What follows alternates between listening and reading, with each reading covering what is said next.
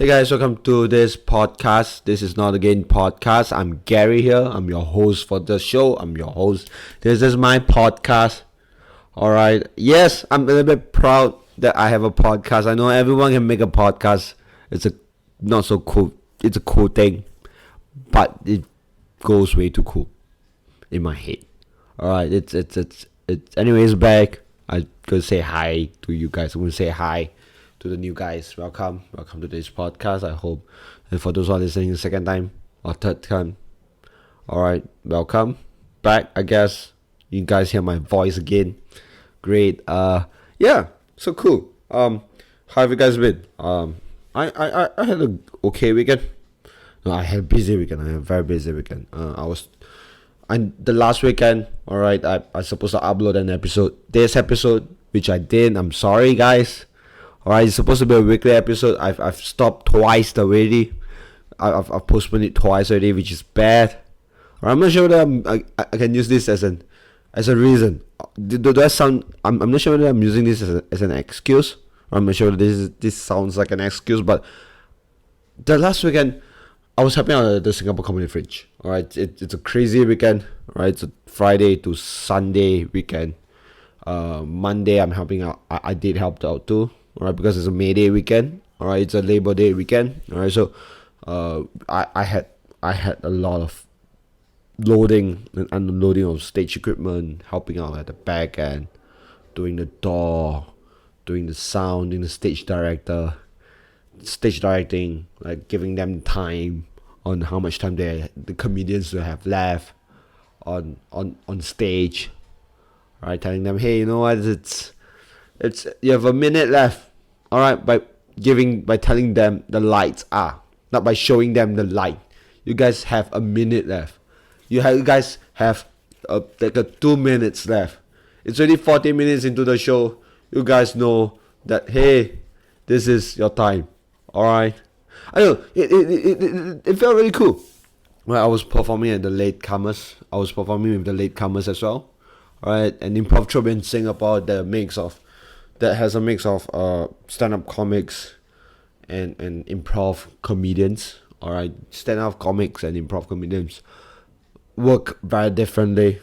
Alright, so I had a lot of fun because I saw some of my stand-up. I have a few stand-up comic friends, and we all know each other. Like, I think improv comedy, we work as a team. Right, we need to know each other very well, and I've been hanging out with them for quite some time, right, from the start, and I had a lot of fun working with them. I had a lot of fun doing improv comedy with them. Alright, Joanna, Sam, Wayne, Darren, just to name a few. Alright, it's a fun thing to do. Alright, and that's why it was a very busy weekend. It's like there's a lot of work going on. Alright, and it's from you have to leave the house in the morning.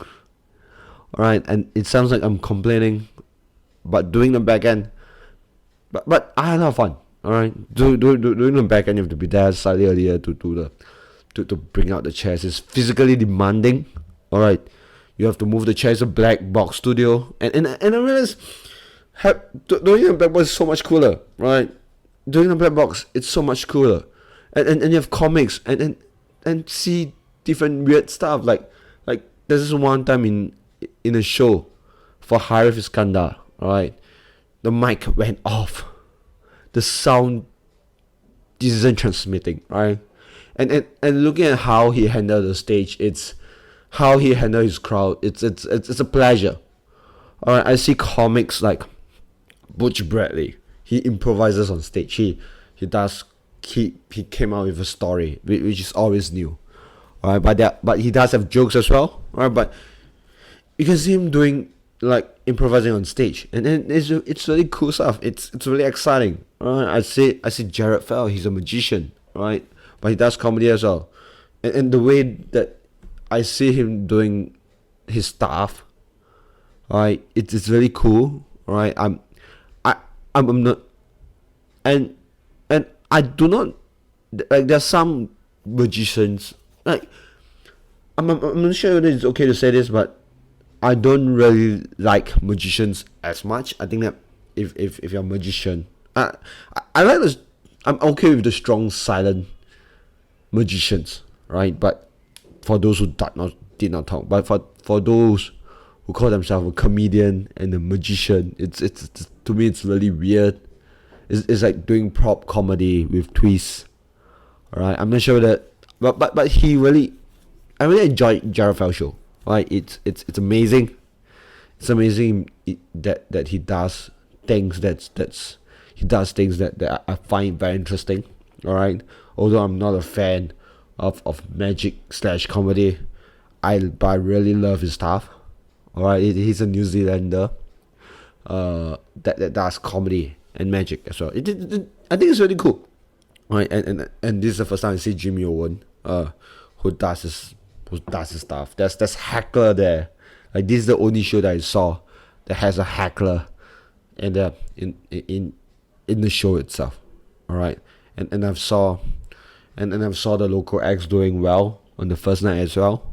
Alright, where that Vishy Budrani, Kuma did pretty cool stuff, local stuff. We have the roast that's being done. We have the local open micers have a show as well.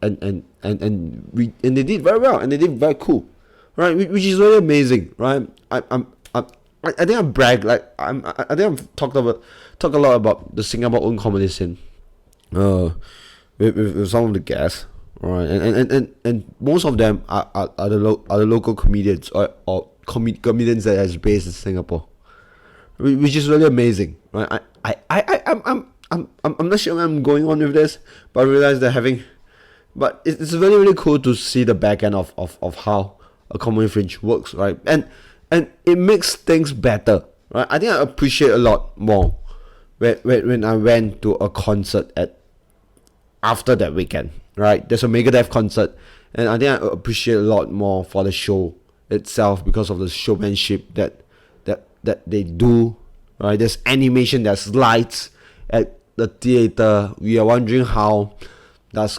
a manner music translate into a seated down show in a theater, right? But it works really well. When I saw how things work, things are being done, and I'm like, fuck, that's amazing, right? That's really, really cool. Now I understand why they needed to be in the theater, right? Which is really amazing, right? Which is really cool. But yeah, and I realized I appreciate a lot better. I appreciate a lot. I appreciate the concert better, I guess. The last time it was at Mount Faber, I love the vibe of heavy metal music being played in an open air concert. Alright, this time around, I appreciate the performance, but the vibe is totally different. I'm not sure whether can I say the vibe is tamed. It's more tame, but yeah, this is how it works. This is how I found out that it's different, right? Yeah, and able to work in back end versus able to work in you able to work in back end and able to work in front end. The performance side, it's amazing, right? You get to see both sides of the world, right? That's really cool. That's what we want to be. I do. I feel like I'm babbling on. I had a lot of, like I'm saying, I think what I'm just trying to say, I had fun, and I would to able to help out is a very cool thing as well. I guess that's what I'm trying to say. To able to help out is a very cool thing as well. Okay. Yeah. So, but yeah, back. I suppose I can tell you about this episode of Not Again podcast. In this episode, I was talking to Steph. I had recorded this episode quite some time ago. Like most of my podcasts are. Alright, I was talking to Steph, and we were talking about being we talk about a lot of stuff, and Stephanie Dogfoot. Alright, that's what everyone knows her as, Steph Dogfoot or Stephanie Chan. She's she does comedy in Singapore. She's very actively in the comedy scene in Singapore. She and Jackie Ng had a room, right, on Monday night, where we call it a new joke night, where we does our new stuff, and she is in she does other various art form, such as she does story slam. I went to her story slam and told a few stories, which is amazing, which is cool. It was which is really fun, right? And I've went in there. We have told honest stories on stage. And then it's really fun, right? And then Steph did a show, and then Steph was in poetry slam as well, right? She's a poet in Singapore, so it's really amazing to see her does her stuff. I've seen her poetry. I've seen her doing poetry before. I've seen her doing comedy before. I've seen her doing story slam before, right? And to be good at everything, it just blows my mind. Right? It just blows my mind, because the way when you write comedy, the way when you write story, the way you write a poem and perform them in various stages, really just blows my mind. I can only do comedy, hopefully, and I can really do story slam, because I think that when I do comedy, I try to write stories as well. Alright, so because stories are engaging, right? So I can only do two of them. I can't do poetry. I don't really know how to do poetry. You get what I mean? So Steph is the one that does poetry, does everything. And she told me, and in this episode we discussed about what is it like to be a poet, like why did she does poetry as well, and performing, and then she has very interesting backstory where she talk about like helping out, like going down to marches. It's a really cool story. Like they have very cool stories. Like she has very cool stories to share. Alright, do listen to everything and see how it goes from there. Alright, so like I say, Steph, a local comic writer, comic storyteller, and poet. Alright, check her out. Alright, it's gonna be fun. Alright, listen to it and it'll be fun. Alright, so yeah, listen to this episode. Alright, and enjoy with my conversation with Steph in Not a Game Podcast.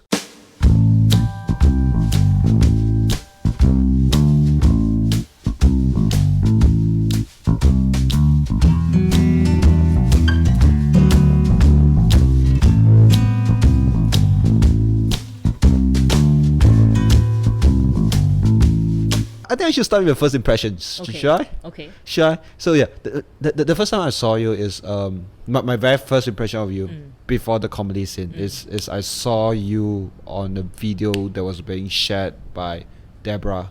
Oh, okay. Talking about your dog. Okay. The funny poem about your dog. Oh yeah. Was it my dog dying or something?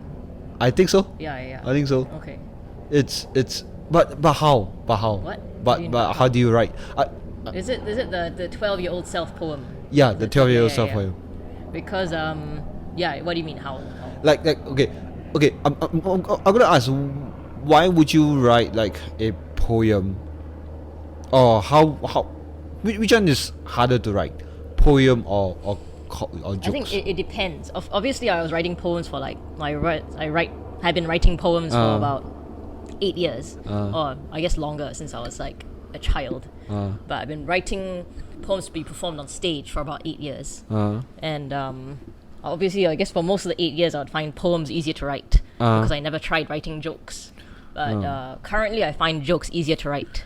Because your brain seems poems, you have to, it's sort of like, the reason why I started writing poems is because I like writing, but I didn't have the patience for writing stories. And poems are sort of like shorter, and you could tell a story in less words. Okay. And then in a way, jokes are sort of like, you can also tell a story in even less words than a poem. And so right now I find it easier to write jokes than poems, because I feel like you just have to find the punchline. But on the other hand, I guess in some ways writing poems is easier because you don't need to like find a good punchline necessarily. You don't have the pressure to be funny. Yeah. But I don't know, maybe sometimes I do find it easier to be funny in poems sometimes. I don't know. I try writing poems sometimes, and I realize it's a very very bad poem. I don't know. It's in a way. I don't know. In a way, it's easier to. In many ways, it's easier to write to like do comedy and just like be funny, try and be funny on stage. But I think for many people, it's more intimidating than writing poems. And but yeah, I don't know. I guess it depends on the individual person. But for me, I think it depends on the maybe. Yeah, it depends on the situation. It depends on like the time of year or something, or like or what year. It depends on the year maybe or time. So some years I find it easier. Some months I find it easier to write poems, and so now I find it easier. Currently, I find it easier to write jokes in general. But okay, but do you write, because I saw your style is more like storytelling. Yeah. Yeah, it's less like set up punchline, punchline. And you took time to set up your jokes or stories well. Yeah. And if, I don't know, I'm a fan of that kind of style. Like I've told you, I think it's you and Quen last time. Yeah. So I don't, do you like set up punchline comedians? Or what kind of?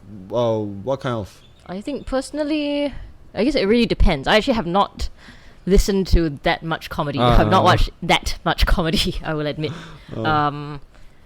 I don't know. I like a variety. I think I'm not a fan of like one-liners. I'm not a fan of the old school, like one-liners or the setup punchline kind of thing. So I'd say I'm a bit more familiar with like storytelling. Slightly prefer story. But on the other hand, I also don't like all the like, just because a comedian is a storyteller doesn't mean I like I don't really like Fluffy, even though he's mainly a storyteller. I think we have our own idea of what a stand-up comic is. And what isn't.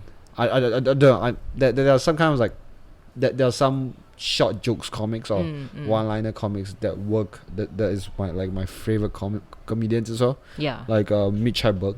Yeah. Yeah. So and which other? Stephen Wright. The one that keep forgetting who that guy is last time. Yeah. So, alright. Wait. How many dogs? You mentioned you have 2 dogs, right? No, one dog. Yeah. But I have 6 cats. 6. Why so many cats? Because we keep finding them and then I keep rescuing them. So basically, you just get the cats. Yeah. So we have 2 kittens which we got from where is it? From my school, my secondary school, which we found, and then 3 kittens that my mother found in the drain outside our house when they were like newborns. And then another cat I got when he followed me home from school one day. So basically like a stalker cat. No, actually it was he was like the Siamese kitten. It was like in the neighborhood, and I basically thought he was very cute, so I took him home. But he was also following me around. But you let your cats roam, so I suppose that they will come back usually. Yeah, they come back quite easily. Wouldn't you enclose them? Or we keep them in cages in the daytime, and then we let them out at night. So, but do you like give them to SPC or anything? No. What do you mean give them to SPC? As in, because I can't keep a cat. I can't really keep the joke about me having like a cat, like but I can't kill a cat as well. I live in HDB flat, so I suppose that wherever there's a cat or dog that I can't rescue, I will just inform the SPCA. Okay. Yeah. So no, I guess my mother, she prefers to keep the cats ourselves. So wait, are you a cat person or a dog person in the first place? I don't know, both. I think. I don't know. A bit more. Again, it depends. I think. Because when I was a kid, I always had cats, so I always liked dogs. So I think I don't know. I get on with cats, and I like cats, having cats around. But I think maybe in general, I'm a bit more of a dog person. So wait, but you have 2 corgi, like all the while you have 1 corgi. Yeah. But is corgi your favorite breed, or is that like? I don't know. I think my favorite is the Boston Terriers. Okay. The Boston Terriers. Okay. I had this vague, but why though? I don't know. I like the dogs with a squashed in face. But if I'm not wrong, it's a little bit like very. It's a very weird kind of. Yeah. But yeah, so that's part of the key in my poem that you heard, the 12-year-old self poem. Because the line is because when I was basically I always liked dogs since I was a kid because I never could have one. We had when I was like 5 we sort of inherited my great grandmother's dog. So she was this like small mongrel, but then she died a few years later, and then I think for a long time I wanted a dog. I wanted a pug actually. But why pug? I don't know. I thought they were very cute for some reason. And then, but yeah, no, I had this like idea that I liked dogs and that dogs were nice. And then when I was 12, I had a dream that I had dogs, and I became obsessed with dogs just because of this dream. So I'm not sure. Is that an inspiration for your 12-year-old? Yeah. So I was explaining that. So I was saying that. So basically when I was 12, I became obsessed with dogs, and I began planning like how to get one. And so like for a few years, like anytime I could go to the library, I go to the library every Saturday and like read up on dog care and dog training. I read all the books in like the Queenstown Library on how to like take care of dogs. And so eventually, I think when I was like 14, we got our first corgi. And so that's why there's a line in the 12-year-old self poem that says, "Well, your main concern in life is now whether or not you ever own a dog." And then he goes, "You will, and then he'll be the smartest, handsomest dog in the world. And you and your family will fall in love with him, but he will grow old and die a slow, painful death." And then, then after that, it was like, "Yeah, you'll not cry upon hearing his death because at that very moment you'll be stoned at a party somewhere far, far away." And so yeah, that part is true. And because it was actually quite traumatic because I was the one who like decided on a corgi, and I brought him home and chose a corgi, and then my mum actually didn't like dogs. Then eventually she came around to it, and he became like her best friend because she was always at home all the time. And then we all me and my sisters went away to study, and then so we got him in 2001. Then in 2010 he developed, I think, this condition lupus, I think. Okay. Where basically it's just like autoimmune disease. It's like body began falling apart. Like his fur was falling out, and his skin was like disintegrating. And it was very bad, and his like paws were disintegrating, like full of blood, and he couldn't walk anymore. And then so my family was on holiday, and when I think on holiday, and I had just finished my exams in London, and they were traveling in Scotland, and then my mum heard that he had died, and so she flew back to Singapore alone to like be there as he died. And then after that she was very, very depressed, and so she flew back to the UK to be with the rest of my family. But then it was just like very traumatic because then she was still very upset, so every night she would like scream at us for not being there when he died. And it was quite bad. I can understand why what your mom feels. Because it's really scary to have like to have your dog, to have your best friend, but how long does it take to have that kind of relationship? I don't know. I guess we had him he was about 10 years old, and so he got on with the family quite well. I think. So we had him for about 10 years. Wait, so wait, you got him when he's a pup? Yeah, he was a puppy. And then so that was in actually 2011. I have him from like 2001 to 2011. So, but are you affected as well? Like in a very big way? Yeah, I was, but I guess it was different because like I had lived away from home for so long, so I hadn't seen him in like I would only see him like once a year, that kind of thing.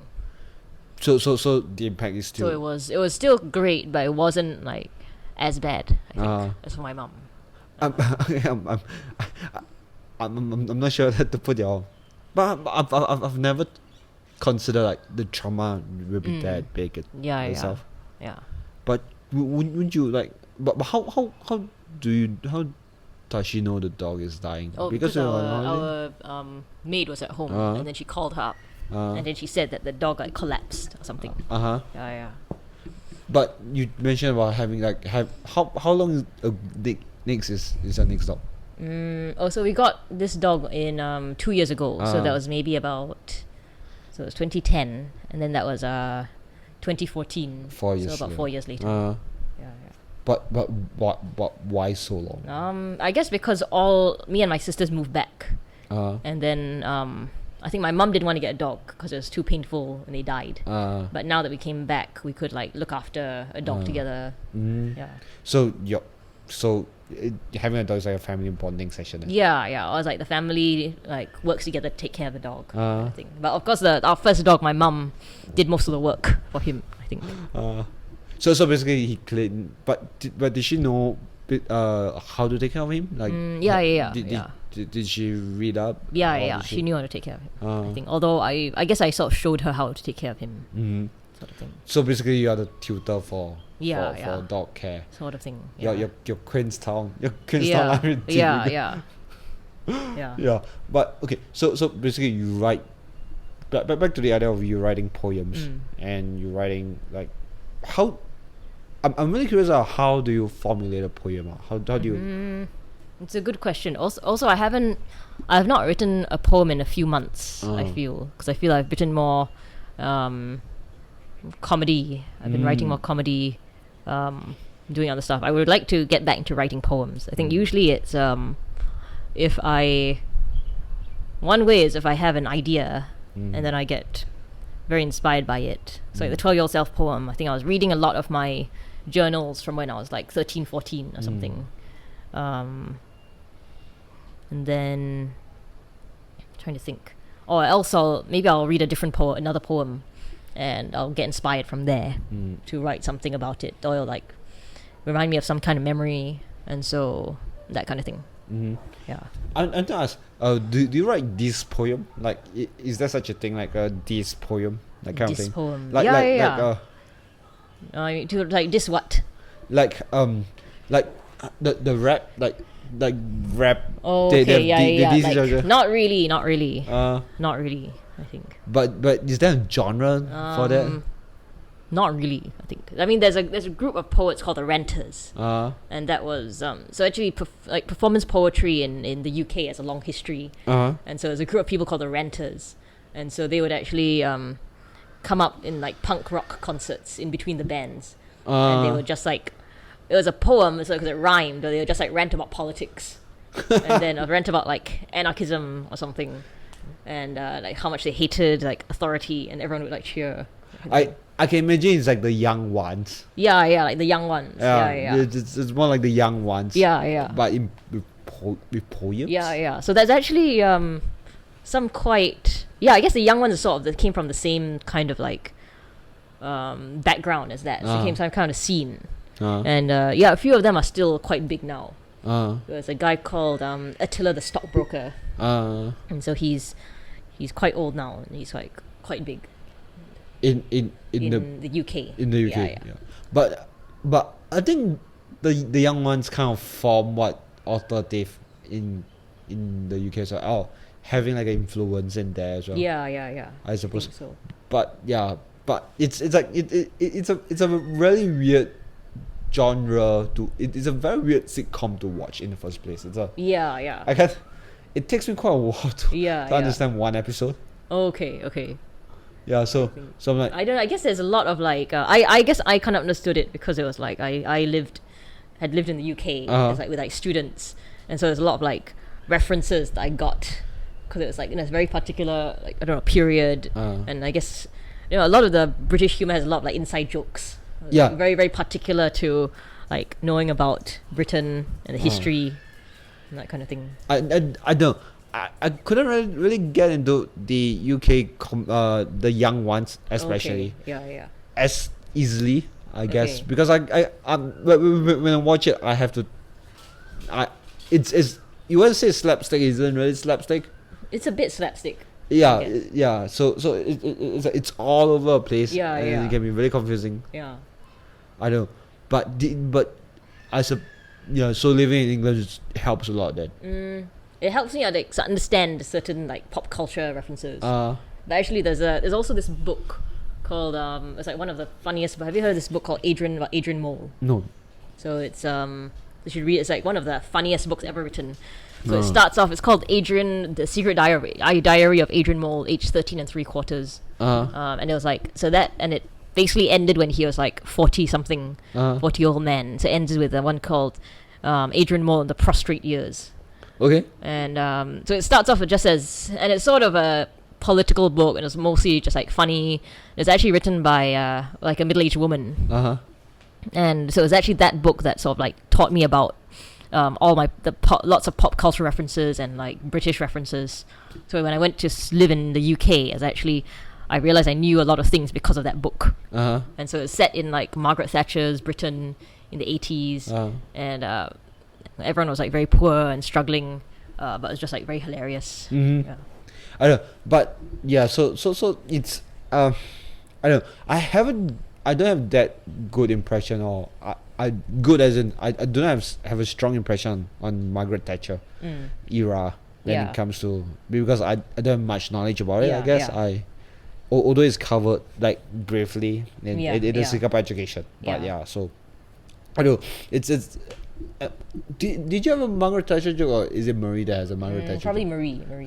So she had the joke about how her, I think the guy that she and the boy, her boyfriend or something, the guy she was dating, they broke up because Margaret Thatcher died, and she was telling him that her housemates were celebrating the death, and he got so angry that he left. That he dumped her. I don't know, but are you in London when Yeah. I actually attended her death party.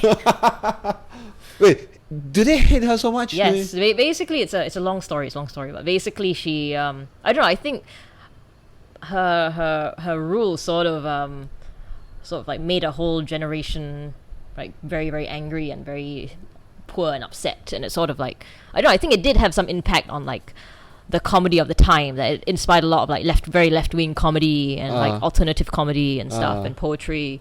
Basically she just like came in, I'm trying to explain like the Singapore context. She came in and she just like shut down all like the national health care, and so like people who, and shut down all these like government services, so there was like more than 3 million people unemployed, and then she shut down the mines, so there's all these like industries in England which are like slowly trickling out, but they were surviving because of the government, and these like entire villages which were, I guess, relying on like government subsidy and like relying on the mines, and then she decided it wasn't making money, so she just like shut them down, and like so whole villages would like starve and that kind of thing, and so they had lots of like strikes and like protests, but in the end she kind of like shut everyone down, and so a lot of people like this whole generations like hate her.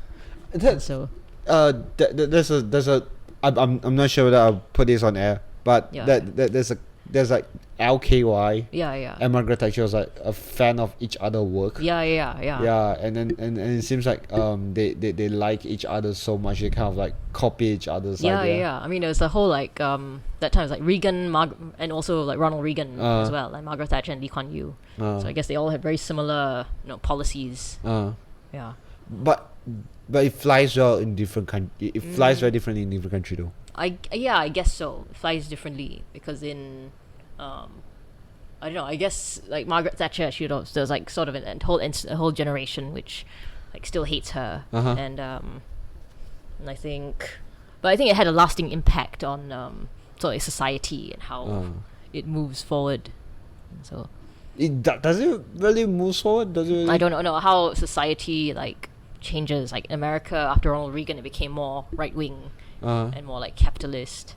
But I don't know. But as a poet, right? Do you write? Have you ever written any political poetry? I think I have kind of. It's a weird thing because a lot of, I guess one thing I do like about like performance poetry is that it's very political. But at some point I also started getting a bit tired of it. That it was like, because a lot of it's hard to write like a good political poem because the different, because you're saying how it's hard to write like a political joke, right, in comedy, and so in that sense, it's anyone can write a political poem and get cheered by people if they perform it or read it out. But it's hard to write a good one because in poetry you can get away with just writing a rant, and no one's gonna like, even if it's like things people already know, even if it's not funny, people will still cheer you on and that kind of thing. I think, I don't know, I haven't wrote a political joke for so long. Even my political joke isn't really a political joke. The closest one I had is for president. Like the hands are waving. Yeah. It's absurd. It's weird, but isn't really political. Yeah. So I don't know. I think that politics divide people. Yeah, I guess. Yeah. So I guess personally, it's like I don't necessarily like talking about politics with people unless we're on the same wavelength. Unless I know they agree with me, which some people will say sounds very like narrow-minded or something. But how? Think it's, what do you mean how? I mean how I don't know. How is it narrow-minded? Because I don't know. So I don't know. Some people will say, oh yeah, you just talk to if you only talk to the same people on like Facebook.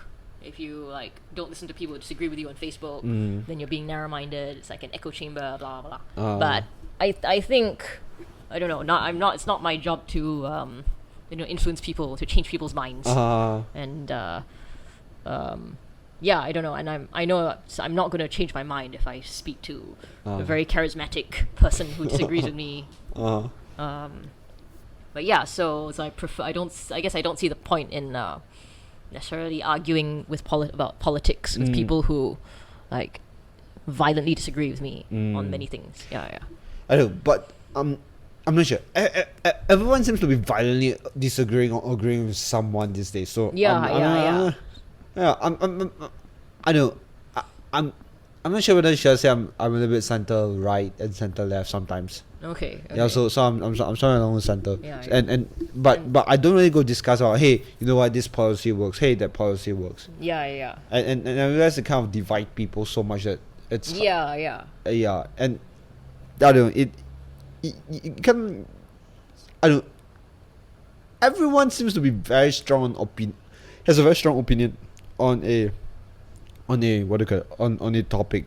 It's when they're left, they are really really left, and when they're right, when they're really right. Yeah. When it comes to politics, but they don't have like a, but they kind of, hey, you know what, the left makes sense as well, or the right makes sense as well. Also somewhere. Well, I guess like those people are the ones who don't really voice their opinion so much. Maybe. I'm not sure. I'm.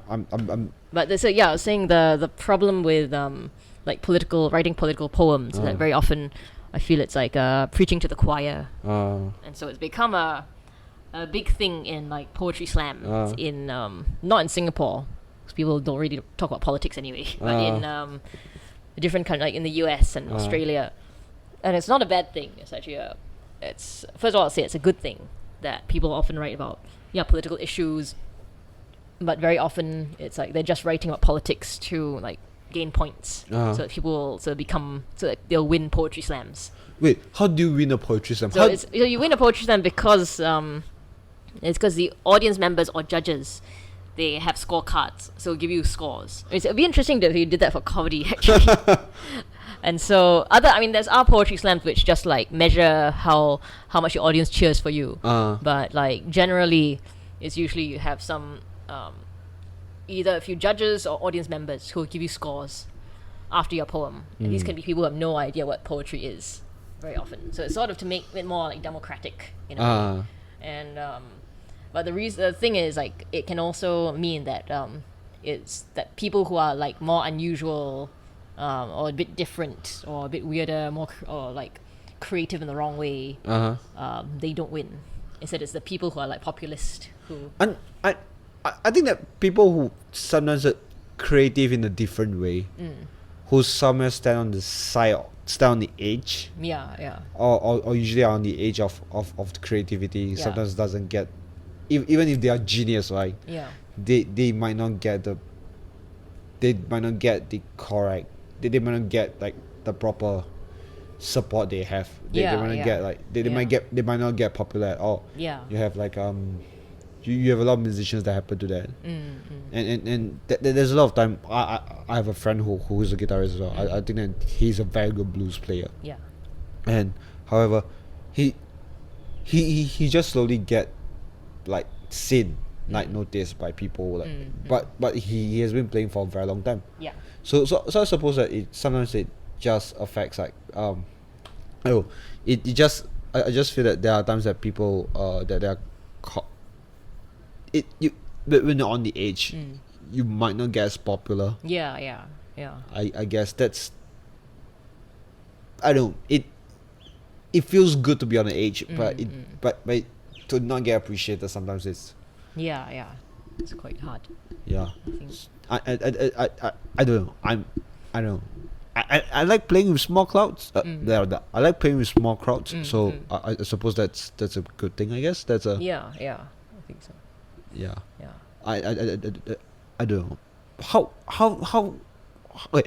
I'm gonna ask, how does a poetry slam work in the first place? Yeah, so it's like 10 different poets, and then or I don't know, not 10, like anywhere from like a number of poets. So it's a bit like an open mic. And then but after they perform, then the judges will like give them scores out of 10. And then so just hold up their scorecards. And so and then the poet with the most points wins. And there could sometimes have like different rounds, like 3 rounds. And so for a lot of, so it's like a performance, but it's also like a sport, like a game kind of thing. So there's like strategy on like when to perform which poem, and like usually if you're picked first, you get the lowest points, or if you're picked last, you're more likely to get higher points. Why? There's this thing called a score creep, where they essentially the judges, they have nothing to measure you against when you're the first one. So they're just like, meh, and then as they hear more and more, they're like, actually, it's not bad. And or something like, yeah, that one's better than that one. And then eventually they forget the first person.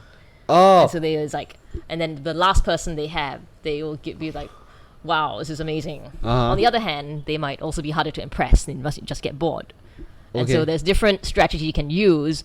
So like if 3 people have done like a funny poems, and it could be hard for you to do something funny as well, because it might be funnier than you. So instead you'll bring out a very sad, not sad necessarily, because they may not want to be like pulled down, but just like a very intense poem, or like angry poem, like.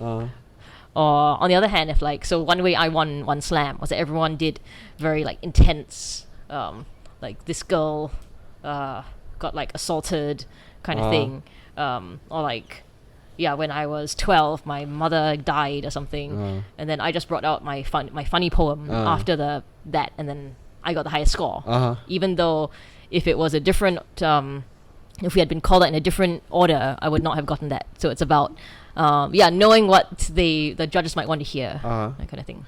But then again, do you I don't, but then again, if you do like this, do you twitch? That means that you have to switch your poems every now and then. Yeah. It's I don't it feels like. But what makes you do the jump towards what makes you start doing stand up? Stand up. I think I was thinking of doing it for a while. It was quite funny because when I was living in the UK, I had no interest in stand up at all. I think a friend of mine tried out an open mic. Then he said he didn't like it because the guy is like, so it's my this friend. He's straight, but like throughout he's a bit effeminate, and like his hero is like Eddie Izzard. He wants to be Eddie Izzard kind of thing. But he tried out going to stand up. He tried to, what was it? He did it sort of as a joke, and he wanted to be. He went as a he went to the thing as a character. He wore like skinny jeans and pretended to be like a pretentious hipster. But then he came back and he was really upset, and he said, "Oh no, everyone was like misogynist, and it was all very alpha male, and I didn't like it." And so in the UK I didn't really see that much. I went to the Edinburgh Fringe Festival, and so I met some comedians. I saw a few shows. Which comedians did you see? I saw Nick Sun, one. I saw a lot of like female lesbian comedians around, like Mae Martin. Who else? I'm trying to think. I saw this guy. I saw a few musical comedy things. Who was a very trying to think. There's a guy called Chris Coltrane, who I really liked. He's a very left-wing bisexual comedian, and he runs a night. So I actually have seen his night where he gets all like left-wing comics. It's called Lolitics. Okay. Yeah. I heard of that before. Okay, so so I quite enjoyed that, and so I think the comedy I liked was like very niche. I've seen Stuart Lee. Do you like him? Yeah, I liked him. Yeah. But also, I think I didn't really know much about comedy then, so I didn't have much to measure him against. I just knew that lots of people liked him. that he was. I know. I think Stuart Lee, he started to boom after he did a Jerry Springer. Oh, okay. Yeah, there's a huge drama where Oh, okay. where he wrote like a Jerry Springer Christmas show or something like that. Oh, If I okay. remember the title correctly. I see. So it's anti-religion, Oh, okay. pretty much, or what the right Christian fundamentalists Oh, okay. thought yeah, about. yeah. It's like and God hate meal every day Yeah, and yeah. talk about religion all the time. Yeah. I know, but Stuart Lee is like the big king of alternative when in the UK right now. Yeah. So I can't understand why everyone likes him now. Yeah. Yeah, I think. and I am not sure whether I don't know. It's I still love him as much right for his stuff. But yeah, I don't know. I remember watching him and I'm really impressed. I'm like, what the fuck? How did he do it, man? Yeah. Right? I don't know. Yeah. But you saw him live? Yeah. It was part of a. I can't remember what was it now. It was part of like most of the comedy I saw was like left-wing comedy. I think in general. This was part of it. It was a big show in a theater, and it was like sort of raising money for a friend's like left-wing group or something. So they had like Stuart Lee on, Wow. and various other people who are doing it. Yeah, sort of a charity gig kind of thing. But they had like huge big names. Yeah. But yeah. So did you only watch live in comedy? No, you watch what? So do you only watch live in comedy What do you mean, shows? live comedy? Left wing. Left wing. In the UK generally, because it was usually, I usually didn't go to comedy on my own. It was usually like my friends who were comics or new comics, and they would bring me to stuff. And I've seen some. What else? What have I seen? Oh, because I did a spoken word show at the Edinburgh Fringe. So it was like the Free Fringe. It was actually called "Foreigner Go Home with Me." And so it was it was a bunch of poems about moving to London and being a foreigner in London, that kind of thing. The first show I did, it was like, I did it because I had no idea. What was it? Yeah, I had no idea what to expect. I just knew that I had a couple of friends who had shows, and they made it look quite easy. I thought it couldn't be that hard, because they said all you need is like 12 poems and like link them together, and you like have an hour-long show. That's like the bare minimum you need to do, and so that was when they first had a spoken word section in the Edinburgh Free Fringe, and so. So anyway, I was at the Free Fringe, and so people that I saw were people either performing near me or there was a lot of random stuff. So, but okay, I'm gonna ask, what is spoken word exactly? Okay, spoken word is like sort of poetry, and it can be poetry. It's mainly like poetry that's performed. But it could also just be like So that's the basics of it. So it's literally anything that's like performed. So basically, because I've seen Henry Rollins. Yeah. I know that he's not stand up. Yeah. I don't So see. I think he's considered like spoken word. He's spoken word because I don't see any poem in there. Yeah. So But the thing is, like, I think spoken word is a looser term than poems, because like you could have a spoken word piece, but it may not be a poem necessarily. Yeah. So, but in a way, it's a sort of I found it's at least in the UK, it's sort of a trendier term than poetry. Why? It's less intimidating. Oh yeah. So basically, anyone with something can go up there. Yeah. So no, so it's more like, I think if people hear like performance poetry, they think of something very boring and very like stuffy, like in literature books. But when you say spoken word, it sounds less intimidating. It's like anyone can listen to this. I don't know. Have you watched Poetry Death Jam? Yeah. Yeah, I hate most of it actually. I But don't why? like most of it. It's no, okay. There's some really good stuff. There's some really really good poets there. People who became like really really powerful and famous later on, and it was very good at like highlighting people. But there's also a lot of like awful people, awful stuff. I remember watching Taylor Marley. Oh yeah. Yeah, so that's the only Okay. poet that I Yeah. kind of know of. Yeah. Yeah, so yeah, I think he introduced me Okay. a little bit about what poetry slam is. Yeah. Yeah, Okay. so the one where spell checker is your friend. Oh yeah. Yeah, so I don't know. I've seen what, Alicia Keys inside. The what? Alicia Keys. Oh yeah. Yeah. She's, I know, and I remember watching one where one lady, one female poet, who does about like vagina, and yeah, and she talks about vagina and having sex with farmers Okay. or making love with farmers. Yeah, because yeah. I remember saying, I don't know. This one thing I realized, like, is the poetry scene in Singapore very very LGBTQ centered?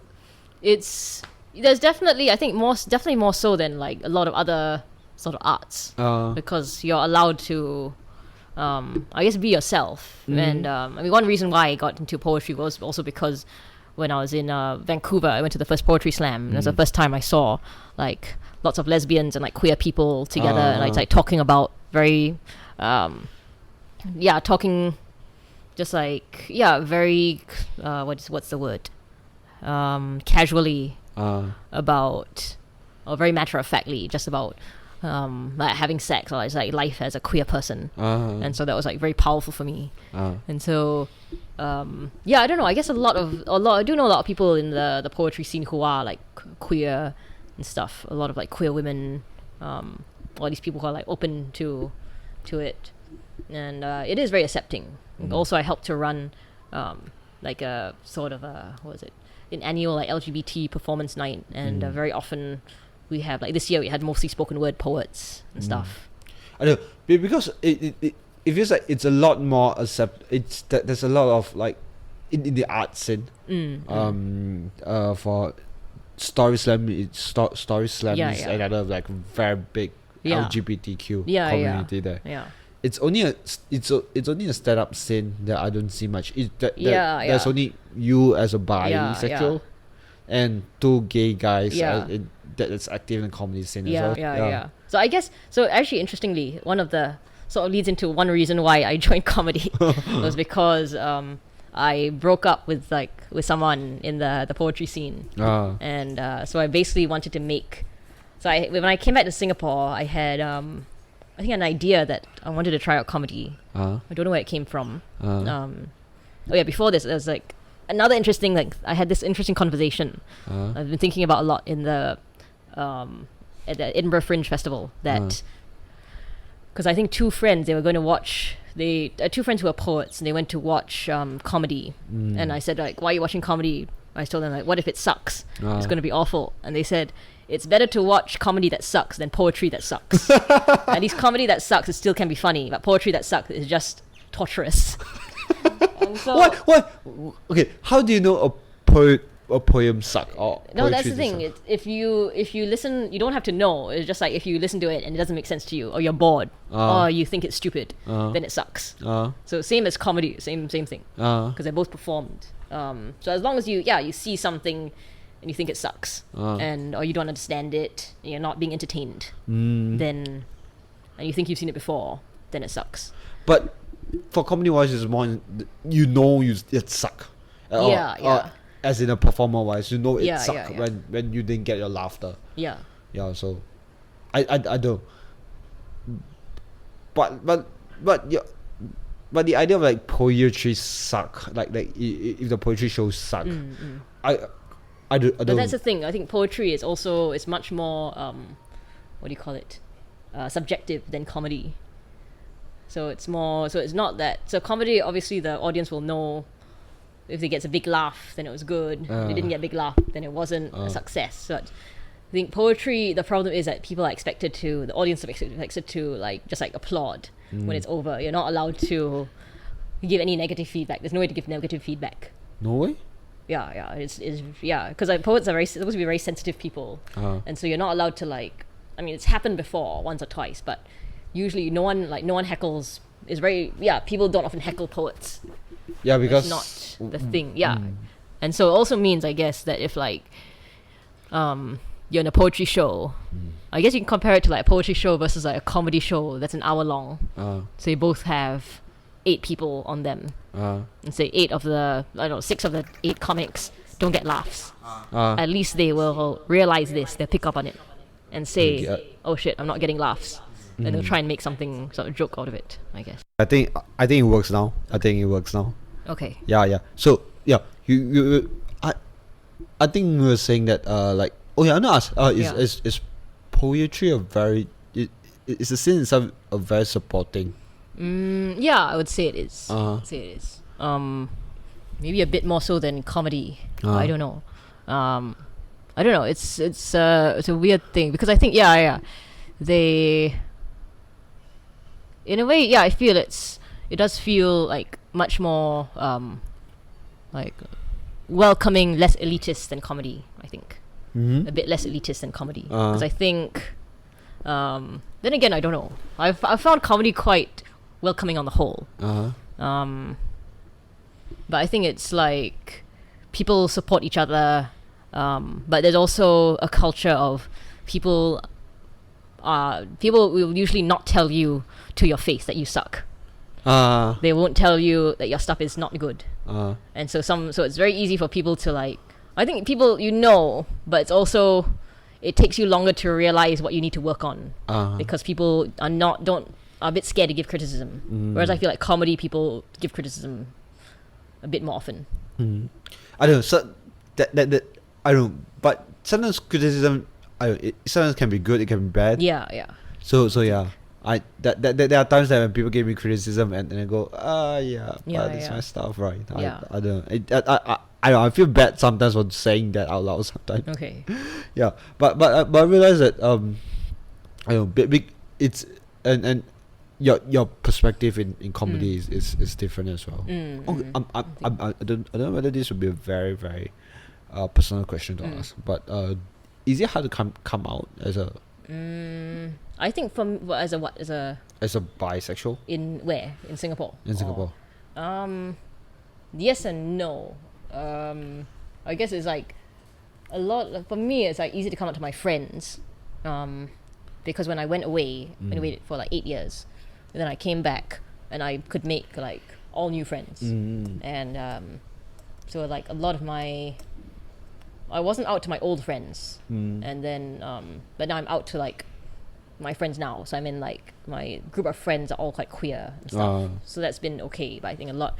For my parents, it's not been so easy. For a lot of people, I think, coming out to their parents is very hard. Like they've, suffered parents like threatening to disown them, threatening to keep them out of the house, forcing them to run away and stuff. I think it can be a little bit. I'm not saying that the parents are right or something, but I think that sometimes it's a little bit like it can be hard for them to. It's hard for them to accept. It's hard for them to accept. Yeah. Wait, you are supposed to go with someone that's opposite of gender. Yeah. Why? What's happening? Why aren't you like the majority of them? I think that's the case, right? I think, and I'm not sure though, because I'm thinking along the lines where I've asked you for advice for quite a long time, for quite a while, because my style of comedy doesn't want to offend people unless I have and most of the time I have a message across like that I'm bringing across which is not like offensive to people, and that's why I try to vet it through you and Sam, like checking whether it's really offensive to like, because I think you're a little bit more sensitive. You guys are a little bit more sensitive. Or at least I mean I'm friends with like loads of people who would find like most things said in comedy offensive. So I can see like from their perspective, that kind of thing. But I guess I see that you don't intend to offend people. I know. I think jokes sometimes shouldn't meant to like hurt someone. So, but my I don't want to offend people for the sake of offending. I don't want people to get hurt because of getting hurt. I don't know. I think that comedy should. I think every joke aside, that's why I don't do jokes that based on stereotypes. Jokes that based on. I have a few race jokes. But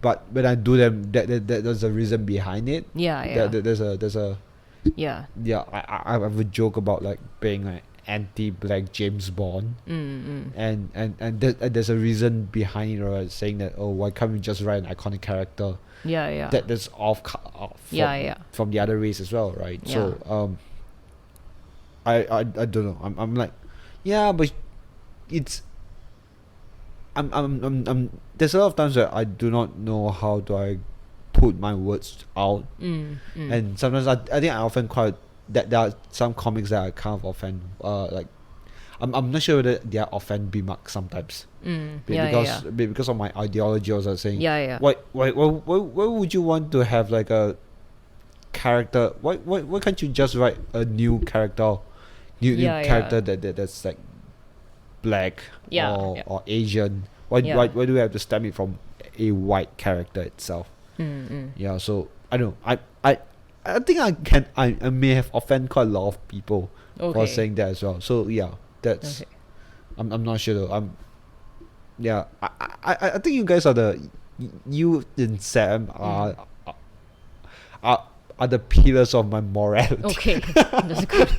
Well, I guess, and in a way, I guess that's another reason why, I guess I find it like I want to keep doing comedy in a way, because I feel like the spoken word scene is amazing, and it was like where I sort of like found my voice and all that. But in a way, it is a lot of it is people who like lots of poets are people who like generally agree with each other. They're nice people. They are like usually like quite left wing. Not all. There's some like actually not all of them, but in general, like the ones who I know, and it's like it is a safe space to like perform anything you want, and you will shock some people. But in general, I feel like in a way in comedy, I'm able to like shock more people. It does it mean that the people who go for poetry are generally more aware? Yeah, they're generally more aware. Or I mean, it's also in Singapore, it's always hard to say. I feel like most people go for most things in Singapore are not aware of things. But in general, I'd say that comedy, like audiences and comedy and poetry audiences are very different. It's like poetry audiences go to be like, in a way, like educated and sort of inspired, and the comedy audiences just go there to like, watch people make fun of other people, kind of thing. I know. And there's a there's a whole, what a lot of people say is that they don't like comedy in Singapore because it's all like just race jokes and people being racist. But then again, Singapore is like, it's a very new scene here. Yeah, it's a very new scene. And you have characters like, then you have comedians like Larry the Cable Guy in the States. Yeah, and, exactly. and you have Jeff Foxworthy in the States. Yeah. You can't and you guys are good, and people are going to disagree about Singapore having talk about race jokes. I guess that's I don't know what people come to expect, but I guess I don't know, a lot of people think that it's only like Kumar who does comedy and like everyone else is like trying to be him, or that I don't know, I've heard things from like kind of friends or like my parents who just say Singapore comedy is just like race jokes, and it's people making fun of, you have to talk about, I think like my dad, he doesn't know much about comedy actually, but he said like, if you want to be successful in comedy in Singapore, I've noticed you have to either do sex jokes or race jokes and like be very offensive, that kind of thing. But I don't see it that way. Yeah. The reality is different. The reality is different. I mean, because you have comics like Wayne. Yeah. You have comics like Jackie. Yeah. Sam does like blue stuff. Yeah. But he's not so out there, right? You have Rishi does a lot. Rishi does race jokes as well, but there's a huge part that there's a huge chunk of that is a race jokes. It's a little bit more political. Yeah. Jinx had political set as well. Although he does like a Chinese jokes, but he still has a political set as well. Yeah. Who else? Crystal is blue. Joanna does like very quite clean stuff. Yeah. But she's very relatable. She and she makes fun of kids and But so I think that it doesn't sometimes. Yes, sex jokes sells. Sex jokes sells everywhere. Race jokes sells everywhere. There's a bit in Stuart Lee where saying that the English will make fun. That it's about the English will make fun of Scottish, like Yeah, being yeah. poor and blind Yeah, and yeah. smelly and all this kind of stuff. Yeah, so I think race jokes works everywhere. Yeah, Right. yeah. I think so. But I guess people don't. I guess people have their own stereotypes of like Singapore comedy because they don't think of Singaporeans or like comedy in Singapore. If you talk about like sitcoms as being like super intelligent, that kind of thing. Think of it as like lowest common denominator. And I don't. I think it's because the local TV doesn't push that far. Yeah, yeah. It doesn't have. First thing, it doesn't have a competitor. Yeah. Or And secondly, it's censored as well. yeah. I don't. I think people doesn't go around and fight the censorship more. Yeah, yeah. That I don't know. It's people play it safe though. Yeah, yeah. Definitely. I don't. I've watched Under One Roof. I love some of it, Yeah, yeah. but it doesn't. I don't know. It doesn't draws me as I should do it. Yeah. So I don't. I've watched. It's been a while. It's been a long while since I watched like the local television. I watched The Pupil. And so finally there's something that's good movie until it continued like season 2 where it went down the drain. Oh, okay. Okay. I think that being like a it feels really weird though to watch TV sometimes. Yeah, yeah. And sometimes once it gets a bit too sensitive, like sometimes there maybe have sex scenes, like not no full blown sex scene, but just a kissing scene or just run and hug scene. Oh, okay. And you watch it with your parents and go, Okay. okay, I don't know where this is going. All right. Yeah, yeah. And yeah. So you can be like, oh, Yeah, okay. Yeah. I guess so. Like the other day, like I guess it's like because my sister, she has ALS, so the same condition as Stephen Hawking, and so she can use her eyes to watch a screen and like watch Netflix and stuff. But the trouble is that she needs someone to be by her side all the time to watch. So if you can imagine, like your parents watching every single thing on Netflix with you, like all the time. Yeah. So in the end, so we all end up watching it. So basically, whatever she watches, like we end up watching. The whole family ends up watching as well. So it's also include like sex scenes and stuff. And so like my mom's watched like Orange is the New Black and like Grey's Anatomy and like the new like Netflix show Easy, the new Netflix series, and basically every single episode has at least like 1 to 5 minute sex scene. Like the first episode we saw as like a very long drawn, very graphic like lesbian sex scene. There's like a threesome scene with Orlando Bloom, and so like our parents were not around for part of it, but like they saw like the lesbian sex scene and the threesome scene, and they're like, what the hell is this? And they just left. But I don't know, recently my mom was saying, because she has watched all of, like, I guess she has seen a lot of, like the sex and all these shows, and so recently she said something like I realized that like I watched Friends, and I realized actually Friends is a very conservative show because like everyone there is straight. I don't know, but Friends is made in 1997. Yeah. So it is. So compared to like the shows now, there's a lot more. I guess like LGBT people, lots of people different races, more sex, even the sitcoms. I don't know, but talking about, I don't. Is it okay to be that open, or have you thought about like, is it not okay to be that open? Or, what do you mean? As in, sometimes it feels like you're throwing like sex into a show because it does not move the story forward. Yeah. You just But I think in a way, like in this case, I don't know if it's. I don't really have an opinion whether it's necessary or not. I think very often it's not necessary. But in a way, it's good to like in my parents' case, expose them to different kinds of like of people and that sort of thing, and so they know that like these things happen. It's not like a weird, terrible thing. So it's like, okay, look, it's just another series with sex in it. Yeah. It's called Game of Thrones, but still, I don't. It felt like. I don't know. So I think there's a lot of times that there's too much sex in there that I'll get turned off by it. Okay. I'm okay with sex in there. Like I'm okay with like, but if it's a TV series that just like sex scene like one Yeah. like one episode like every 5 Yeah. like there are 5 scenes in there. It's about Yeah. sex.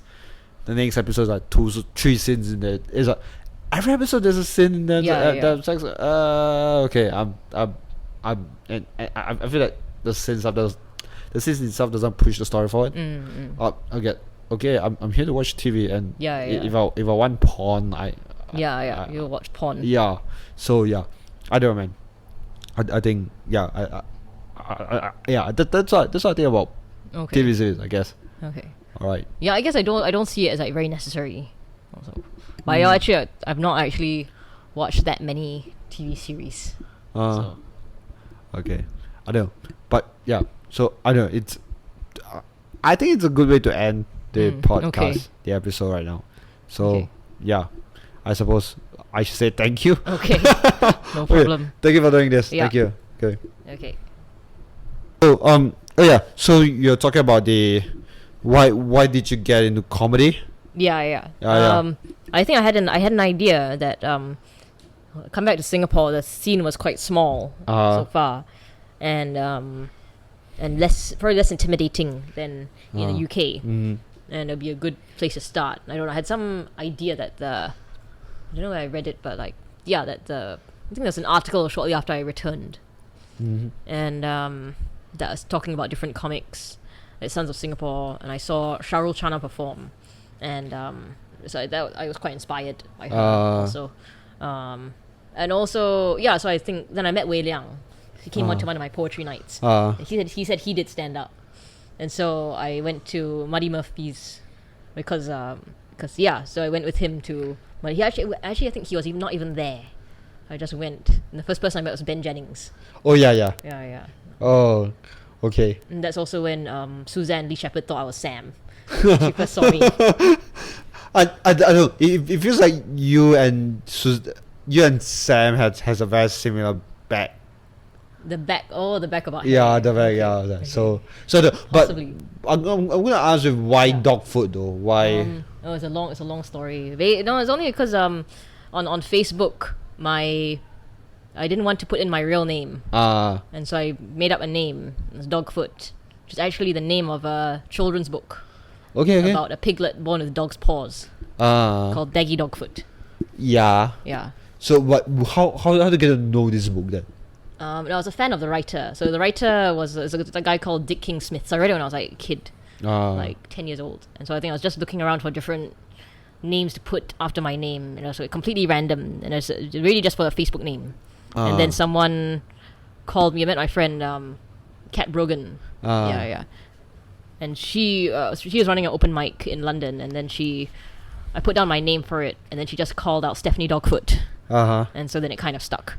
So basically, it's just a book. It's just a name. Yeah, it's just a name. Although I have had people try to convince me that like the dog is my spirit animal. Did they convince you? No. So I'm not asking what's the spirit animal then? No. What? I don't know. I'm not really. I don't really have one. I think so basically because I think spirit animal is like a sort of a Native American tradition, and then it's not really like our thing as like Chinese people have a spirit animal. Okay, but it gets very popular though. It gets like, but why? I'm just wondering why is it so popular? Like I don't know. Everyone has a spirit animal. I think it's the whole thing. Like white people like to find things from like other cultures. I think it's very cool to have. So like suddenly, like I don't know, white people found out about the Chinese zodiac, and then they all go around telling you that I'm this animal, that animal. I do. It reminds me of Fast joke about the my god, so much culture. Yeah. So I don't. It's like because we want a cool culture. We don't want a bad culture. Yeah. I don't. I don't. I think I'll just watch. I don't. I'm like those kind who wants to be like enjoying the cool culture as well. Yeah. So. Yeah. But yeah. So the real reason why I like stuck around in comedy was also mainly because I had a breakup with like. When I first came to Singapore, I ended up dating like 2 poets from the poetry scene. So, and both didn't end very well. And so I started comedy at the same time. I was dating one of them, and basically I realized I had too many exes in the poetry scene. That's a lot. So I had to move away from the poetry scene. But I still wanted to perform, and so I kind of like continued on in comedy. But does her ex like still accept you in the poetry scene, bro? It's a long story, long and terrible. It's a long story. It's funny actually. One of my exes, I brought her to a comedy show, and she actually thought Sean Lee was cute. Really? Yeah. So okay. So what happened after that? What? So she was like, maybe I should give him my number, or something. So she considered giving her number. But did she give? No. Well, yeah. So what stopped her then? No, I think it's just that she was shy or something. But so the funny thing is that she was into comedy because like her ex-boyfriend brought her to comedy shows. And so she actually knew some of the comedians. Okay. Yeah. And so that actually, in a weird way, that's how I got to know. That's how we met. In that she went to Blue Jazz, and I think her boyfriend brought her to Blue Jazz, and then they would have the poetry slam upstairs, and then she saw the poetry slam, and she got to know someone in the poetry scene, and then she started doing poetry, and then I went to the poetry scene, and then she thinks she followed like Finn Carew on Twitter. Oh yeah. She knew Finn, and like she knew another Finn, a mutual friend of me and Finn, and then she started following me on Twitter, and then she decided she had a crush on me and like got together. But basically, after we broke up, it was like I didn't feel so comfortable going to so many poetry nights, and I was like kind of like just a bit tired of it, and also didn't want to write like sad breakup poems. So I thought I'd just like write jokes about her instead. but you're writing after breakup, does it like easy to write jokes? For me it was. It was also, I think I wrote maybe like one breakup poem that was like quite long, quite good. I thought, and I don't know. At some point, I just like got tired because I guess I was so used to like writing poems to express my feelings, and so I got sick of it. In a way. So I tried to find like a new way to see the whole thing. I think also maybe partly because I thought it was a sad thing, but not that sad. Maybe. I don't know. Do you get numb after a while? Okay, this is a guy that coming with no knowledge of dating at all. Yeah. So do you guys get numb from breaking up? No, I don't think so. Really? No. Because I'm not sure whether is it very jaded part of like style of me where I go, oh yeah, so I got rejected again. All right, let's move on. I think getting rejected is different from breaking up. I don't know. I'm like, yeah. So I think I don't know. It's similar, but it's also different because like breaking up, you already invested yourself in a person. I know, but you getting rejected is like, okay, the emotional investment is still not as much. Yeah. But as a guy, coming in as a guy, I was like, but once you like that person, you kind of like I really placed like a straight guy, putting a girl like up on the pedestal that much. That high of a pedestal. So we kind of like invested emotionally when we saw a girl that we like. But the thing is, I guess like you also have no idea who she is or like her backstory. Yeah, but I don't know. I'm those kind. I don't know. The crush that I usually have is after a while, later, like a few months later. Oh, okay, yeah. Oh yeah, I kind of like her. I kind of like her. Yeah. So yeah, and that's how I got rejected all the time. Like so I don't. I haven't met like I don't believe love at first sight though. Yeah, I don't believe in either. No. Yeah. So I don't know. It's like with someone got in a relationship like 5 weeks after knowing them. Like, how the fuck do you do that? Yeah. Yeah. So yeah, I don't know, man. I think it's another goodbye. Yeah. Okay. It's another goodbye. Okay. So yeah. Okay. Thank you for doing this. Okay. Yeah. No problem.